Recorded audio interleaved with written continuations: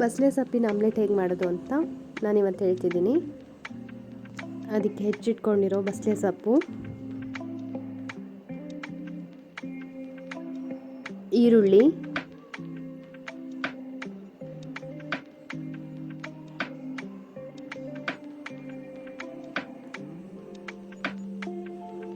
ಒಂದು ಸ್ಪೂನಷ್ಟು ಖಾರದ ಪುಡಿ,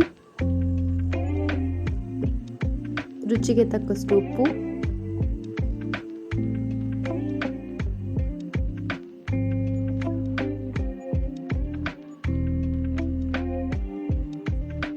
ಹಾಫ್ ಕಪ್ಪಷ್ಟು ಕಡಲೆ ಹಿಟ್ಟು, ಹಾಫ್ ಕಪ್ಪಷ್ಟು ಅಕ್ಕಿ ಹಿಟ್ಟು,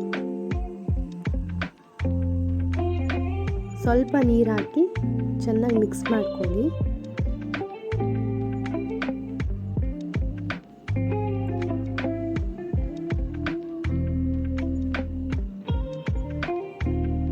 ತುಂಬ ನೀರು ಕೂಡ ಹಾಕಬಾರ್ದು, ಈ ಥರ ಕಲಿಸ್ಕೋಬೇಕು. 1 ಸ್ಪೂನಷ್ಟು ತುಪ್ಪ ಇಲ್ಲ ಅಂದರೆ ಆಯಿಲ್ ಕೂಡ ಯೂಸ್ ಮಾಡ್ಬೋದು.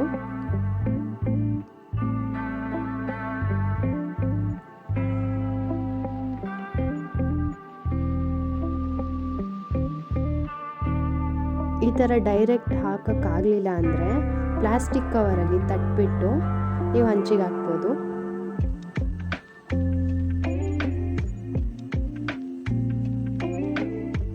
ತಿರ್ಸಾಕುವಾಗ ಹುಷಾರಾಗಿ ತಿರ್ಸಾಕಿ.